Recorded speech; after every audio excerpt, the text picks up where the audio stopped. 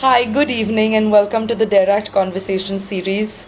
We're going to be joined by Ramanuj Mukherjee, CEO of iPleaders, Law Sikho, and Super Lawyer today. Please bear with me as we invite him.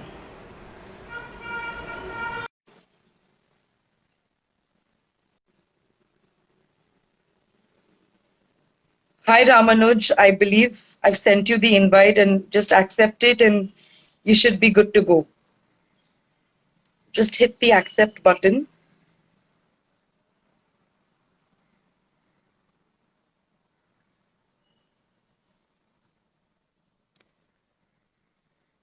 I'm not able to see you just yet.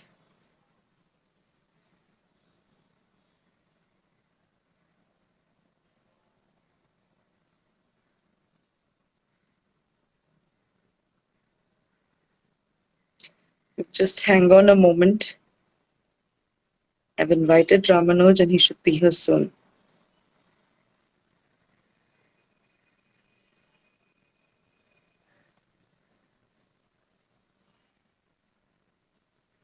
Ramanuj, I've sent you an invitation. You just have to accept it. Unfortunately, it says you're unable to join. I'm going to re-invite you. Let's try that again. Just hit the accept button. It shouldn't be too difficult. There you are. Hello. Yeah, hi. Oh, Hi, this is. Ramanuj. Camera is the other way, so you just have to flip it around, please. Let me see how to do this.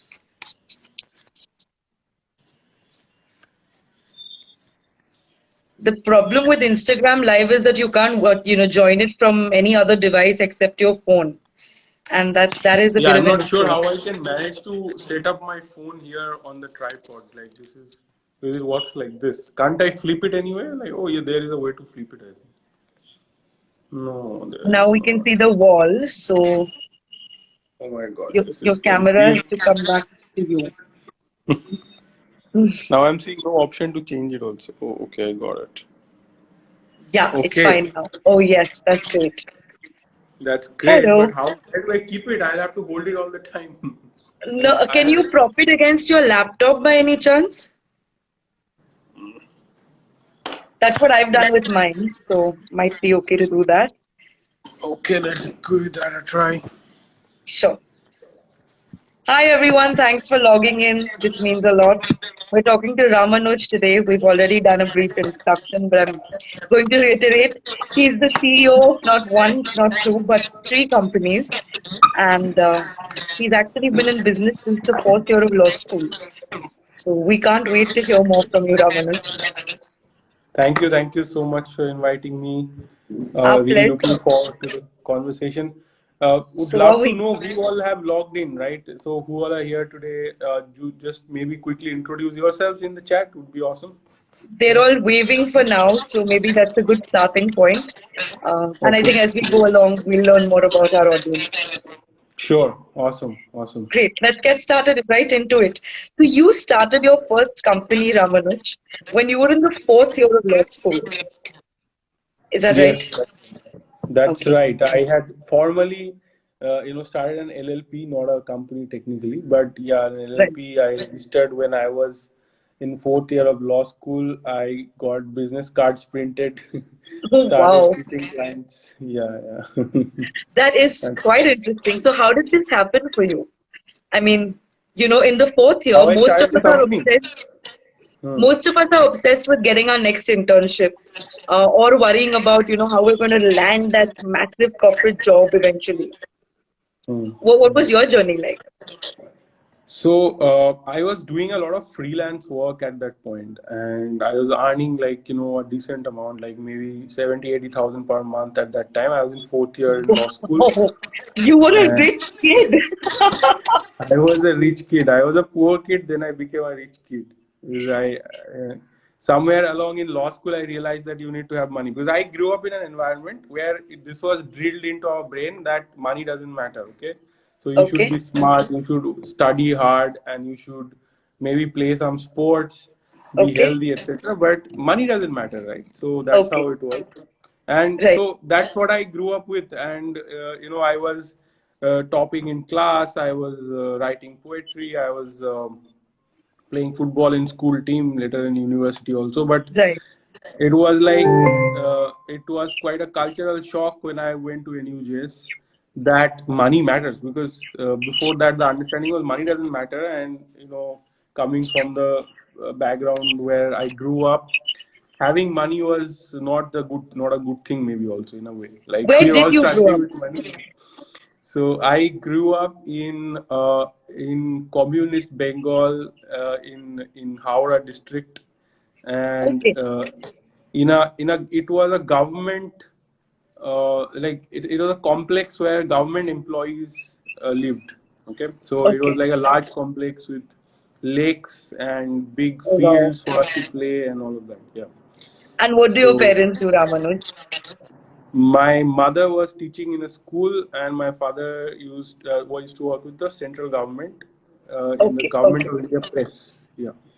Understood. Okay. So clearly Hmm. not too much emphasis on money. Definitely no emphasis on entrepreneurship. And Yeah, and then we there didn't you have are. much of it, right? So, and then when I went to college, it was a shocker. Like, people care about people having money. That was a new thing for me. And then I realized that, like, without money, I am excluded from social places. I am excluded from even being part of, like, say, even my friends go out to hang out, Right. to have coffee or something. I really can't do any of that. Like, it was unimaginable. Like, I remember the first day in law school, all Right. my friends planned together and went to the nightclubs in the evening, right? Okay. And it was in a five-star hotel, and the Park Hotel in Calcutta. And I was Okay. like, I don't even have money to go share the cab ride from here to to the Park Hotel. So So very leave soon it alone. became, Yeah. yeah. So it was very soon I was not included in those social groups, and you just can't even hang out with people, right? So it was the feeling of being excluded from places. And then, so initially you don't know how to react to this, but eventually I came to realize that I need to earn money. But then something more important happened. That was, I was studying on education loan. So by the time the first year was getting over, my suddenly college doubled the fees. So when I joined, it was Okay. 67,000, and when after my first year they made it 1,30,000 per year, Okay. and this was a big jump. And Right. the money that was supposed to last, so I had taken a loan of 3 lakh rupees, and it got sanctioned for me Okay. for like for the whole 5 years. But then it turned out that it don't last me more than 2.5 semesters, because of the new Because of fees, the right? hike. Yeah. Yeah. Because of Correct. the, like, till end of third year I'll be able to manage, because one semester was over, so two Right. semesters were over. So, given these circumstances, I mean, first I tried talking to people if there's any scholarship. I even wrote a blog post about all the problems I'm facing. That was my first blog post that I actually wrote. And And what year was this? 2012. 2012. Okay. I don't know, sorry, 2007. 2006 Seven. I joined, in 2007. Right. Okay. And then so all of this happened, and then finally there was no solution, and the only possible solution would be that I start earning money. And I got an opportunity to earn money because I had done well in the exam. That time there was no CLAT yet, but the Right. national admission test I had done well. I had joined second rank for the national admission test for NUJS.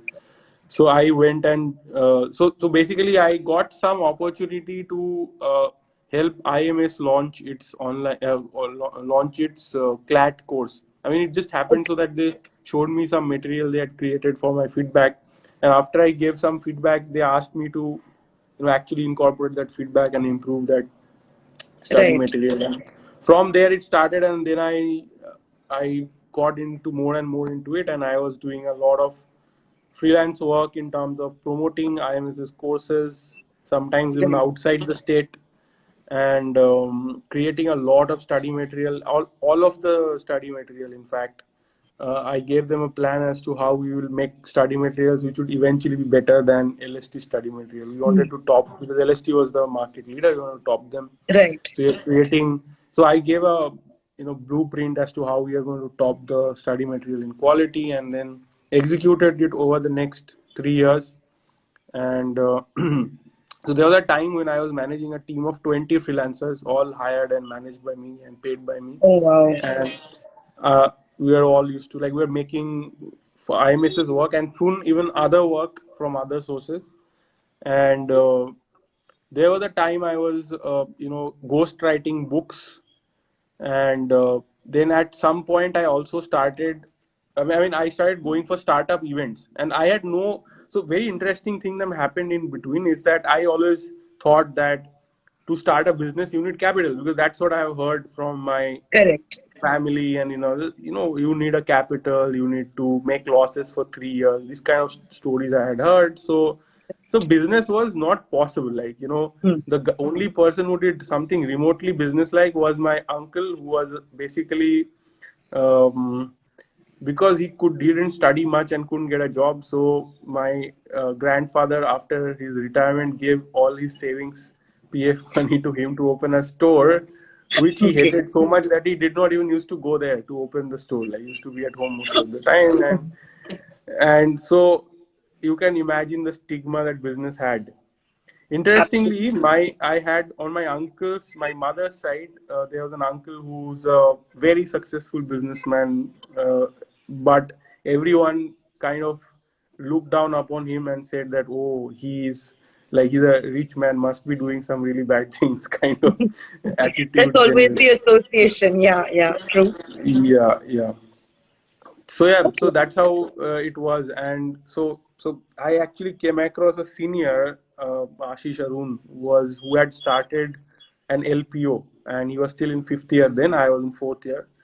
And he posted on Facebook the pictures of his new office. So it was basically a few desks and like 10, 12 chairs, I think, in one room somewhere in Salt Lake, in a residential house. But for me, it was like, wow, this is like proof of somebody opening an office. And I Correct. was so amazed. I went and asked him that, so how much capital did it require? And he made his fingers like this and showed zero. I had Zero. no money when I started. So that was, yeah, you can actually start a business from no capital. So how is that possible? And interestingly, by that time I was already earning money doing freelance work. So it was not much to make that jump from there. Like, because once you have that, basically we are all Mindset. operating on some kind of mindset that have been given to us by our environment, and then you are operating on that automatic programming, and you're really not considering that, or reconsider, Hmm. not questioning those assumptions. But when that I realized that you can start a business without capital, then I started doing the equations in my head, right? And then, very interestingly, I ended up at a startup Saturday event without even knowing what it is, what to expect. What I didn't even know much about startups, except that there are startup companies and Facebook is a startup like that. But Right. I ended up at Startup Saturday, an event which later on I went on to volunteer for many years.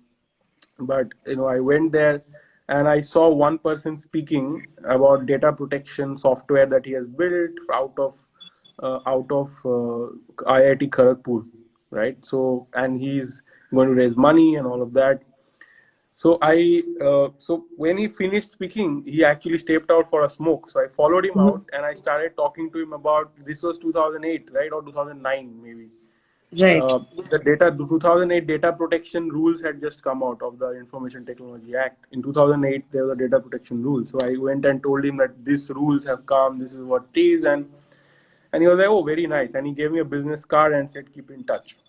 Normally, that kind of thing happens, but you don't really keep in You touch. But don't. I kept in Correct. touch like anything. Like, every time I used to read online, every time I used to come about, and it was not a method back then. I didn't know that this works, or strategy or anything. But simply because I was reading, uh, every time I was reading anything about data protection law in the US or data breach and stuff like that, I used to follow some newsletters. So I'll come across Sure. this information once in a while. And every time I would come across something, I'll send it to him in an email saying, hey, Vikram, take a look at this, might be useful for you. Within a month, the guy was calling me and saying, why don't you meet me? Let's meet. And I'm like, okay, what do you want to talk about? And he's like, do you know how to draft a non-disclosure agreement? And I'm like, actually, I don't, but I can figure out. But I'll figure it out. Yeah, I'll figure it out. So then I drafted a nice non-disclosure agreement for him. He's like, this is for general purpose. Then he said, okay, we are going to raise $2 million, and do you think you can help us with the thing? Oh, I said, wow. I have no clue how it is, but why do you want to hire me? Please tell me. He's like, see, I have spoken to 6 lawyers in Calcutta. Nobody understands what is this, just like you don't understand. But look, I am an IIT graduate and I started building this company when I was in my final year in IIT. And now I'm 1 year out of IIT and you are in your third year or whatever, fourth year. You can, I think you are a smart lawyer and you should be able to help me. So figure it out and see if you can help. And he tried to help me for hire me for selling his software also at one point, but I was not interested in that. But I Right. really started spending a lot of time with this startup and other startups also, but especially this startup. And these were like a bunch of IIT Kharagpur graduates who used to live in one house, and every evening they used to drink a lot, and I used to go there and also have a drink with them sometimes. But most of the time we were discussing about contracts, business, and fundraising and Sure. what to do. And they had this beautiful, sticky notes all over their wall where they had written, how their product, that's basically the product development roadmap and everything. And I Oh, used to wow. be really fascinated, and I used to, so later on I realized I emulated them, and I went when I basically I realized that okay, this is how people can build companies like this, and I was imprinting those lessons, right? And Correct. so then I went on to so I did some legal work for them. I was helping them with contracts. I actually helped them with that fundraising thing, figured it out how to do it, and then worked with many other startups, helping them with stuff, from Sure. incorporation of a company to setting up, general contracts. A lot of interesting things happened. Like these guys that were funded by IIT Kharagpur, and then when they were actually raising the round, the IIT Kharagpur people had some crazy clauses because of which the investors said, unless they get out of this, we are not investing. Like we can't Oh, wow. take this on. And I went on to figure those things out and find solutions, and pretty much what you would do if you were actually a corporate lawyer. But Correct. it was on the fly and without much guidance. But because of that, also you had to figure out it. And I got to work with startups directly, so I got a lot of knowledge of how founders think, how investors think, how they work. It was really good. So uh, yeah, so this is how it got started, So and then technically, Ramanuj, so before when I was law doing teacher, this, I realized that for people to take us seriously, we need to register a company or correct, have a front and all of correct. that. So That's that's true. why, I mean, when we are already pitching and for people already see us as law students, they don't take us seriously.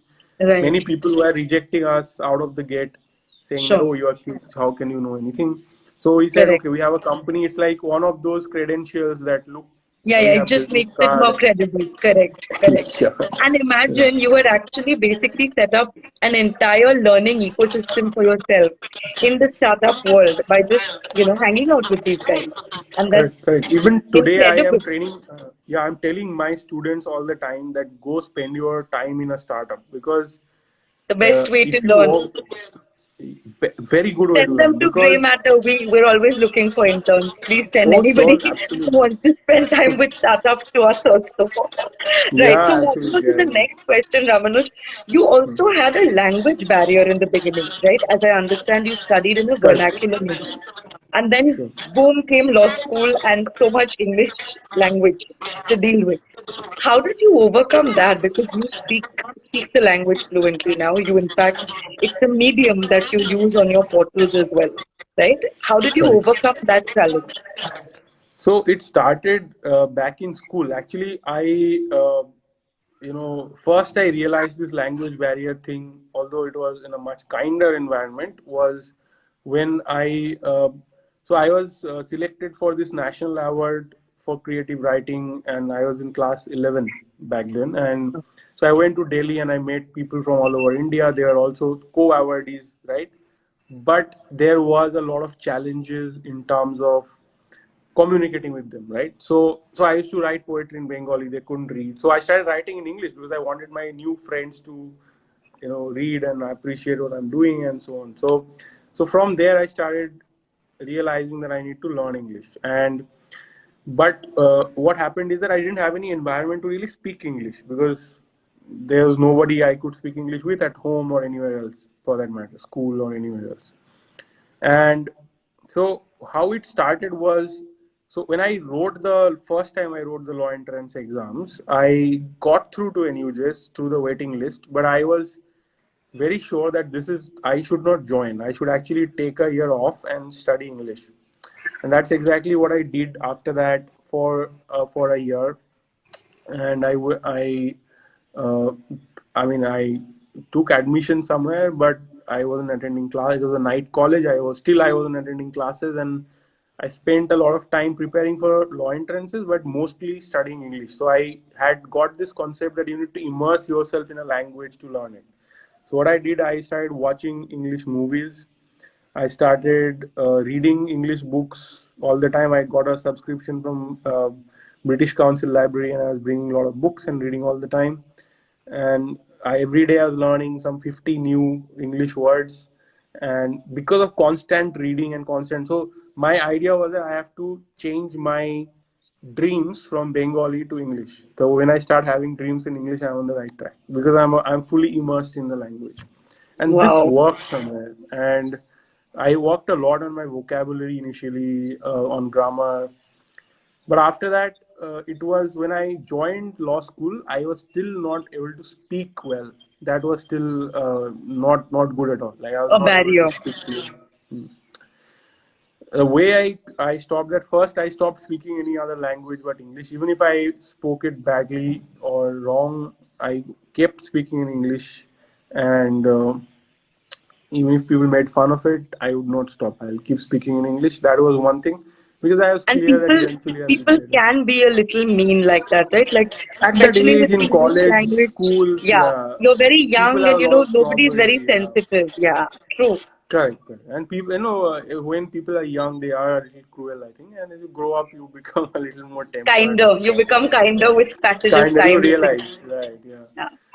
So, That's yeah, interesting. Okay. so that was there. But what happened really, I literally, there was a time when I was desperate to be able to speak good English. So what I did, I used to watch a lot of James Bond movies, and I would Nice. pause at every, I knew that the dialogues well, so I would pause at every dialogue and try to deliver it, Repeat it.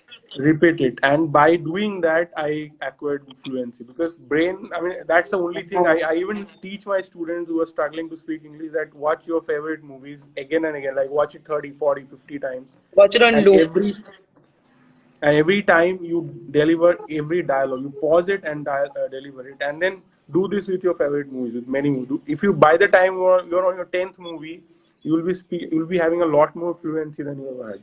It's very Listen, that's interesting. a lot of self-motivation kicking in, Ramanuj. Not too many people have that, have the privilege of that kind of self-motivation. So it's a good tip, but it's a tough tip to follow. Which Yeah, brings when you me to my want it next badly enough, you will question. do it. You Yes. do it, I guess so. Which brings me to my next question. After law school was done, you joined a tier one firm and you worked there for about a year or a little over a year. And I believe that in that time and a little after that, there were some trigger points you felt, and you did have to cope with depression at the time.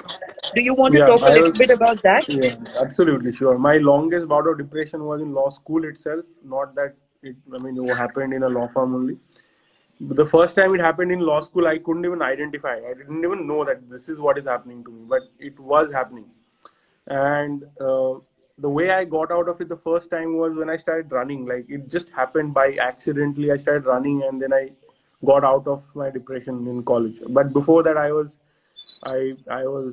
get out of my room. I wouldn't eat. I wouldn't, like, it was just completely going Difficult. out of hand for a long period, 1.5 years. I wouldn't speak with anyone. It was very bad. So when it happened in when after college, when it came back later on, I could recognize it, and I could, you know react to it much quicker this time. So that is what I think was different when it happened to me second time when I was I was already working. Right. But I mean, what would you like me to talk about it? See, I think that there is when you start working, you're in a new city, entirely new environment. There are a lot of challenges, for if especially if you're moving cities, you're away from your usual Yeah. support structure, right? So that's one issue. Second is that it can be really challenging in a workplace in terms of so law graduates, you even if you're very smart, even if you're a topper in your batch, even if you have done great stuff before, doesn't mean that you will be able to do well in a law firm. And the simple Right. reason for that is it's a I mean the parameters of success are different. So in college, for example, your parameter of success is okay, are you winning a moot, are you doing good in marks or whatever, you're getting marks. I mean, it's entirely, do you have a social Yeah. circle? I mean, and when you're you are doing a job in a law firm or anywhere else, first in a law firm there is massive pressure of performance, right? Correct.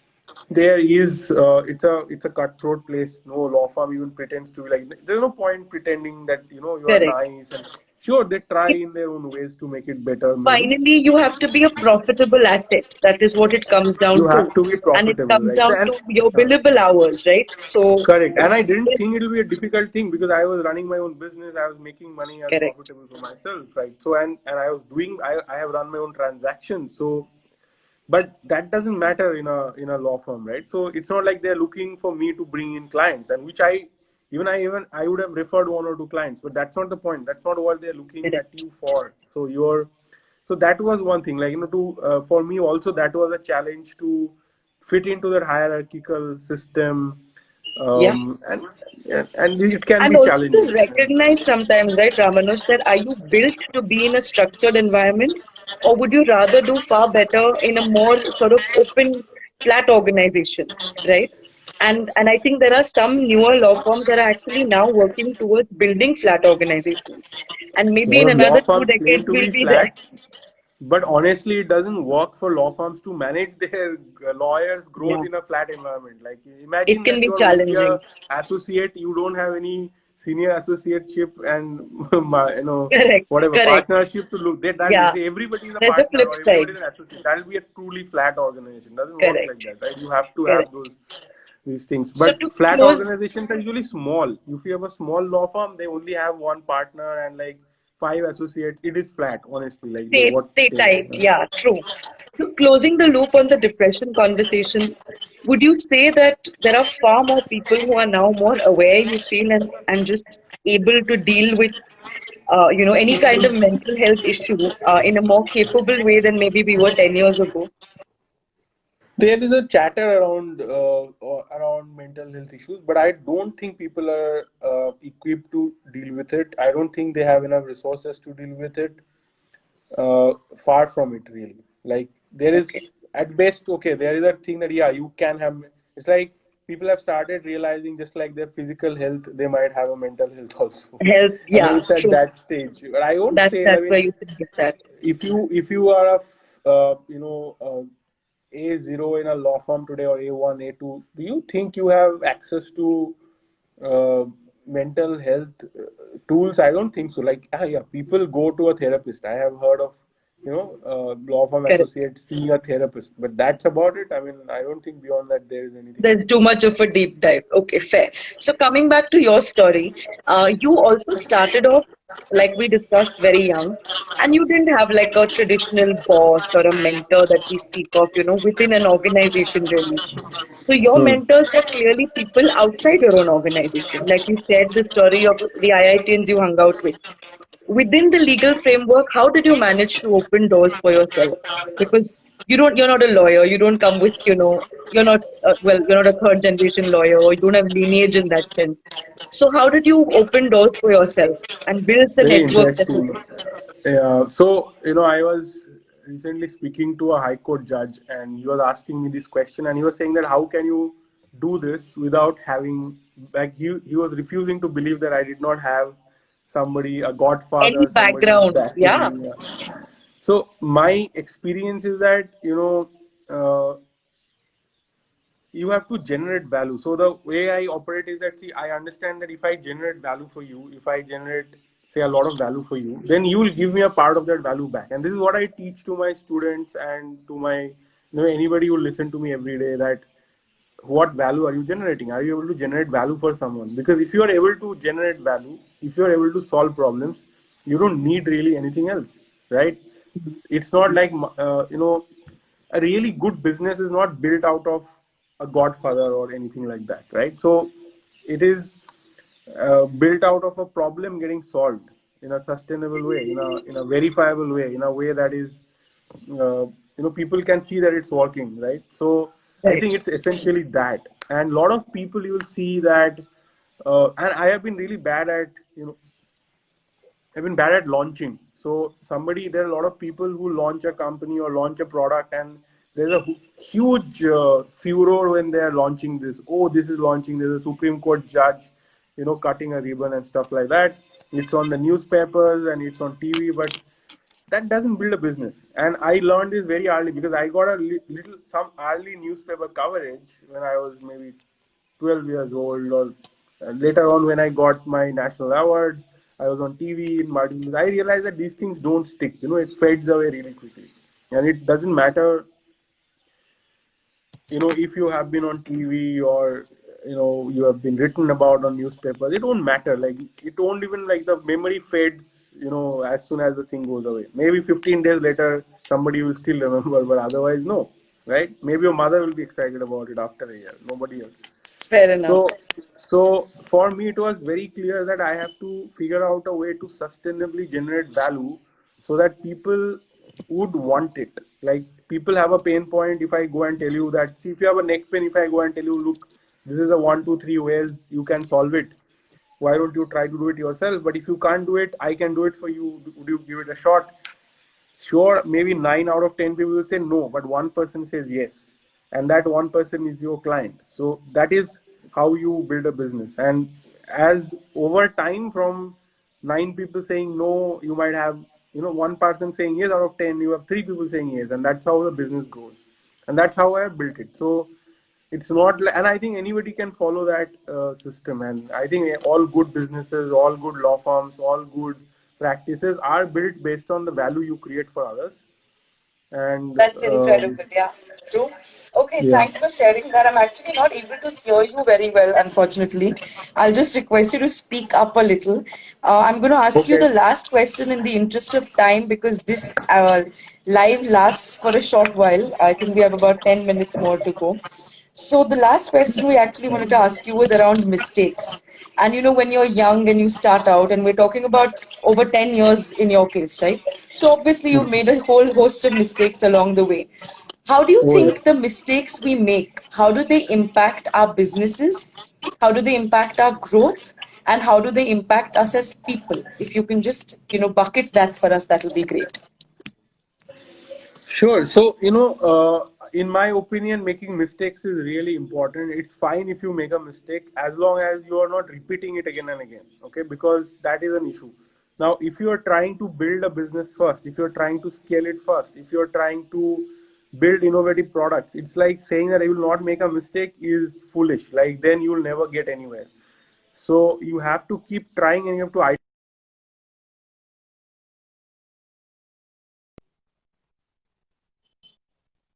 mistakes. Then you should not do a startup. I don't know what you can do, but certainly not a startup, certainly not a business, because the entire road is like, you make a mistake, you learn from it, you get better. It's a process that goes on and on and on, every week, every day, every month, every year. The only thing you try to do is you don't want to make the same mistake twice. You want to learn from your mistakes and quickly reiterate, because that's the only velocity that you can build in the process.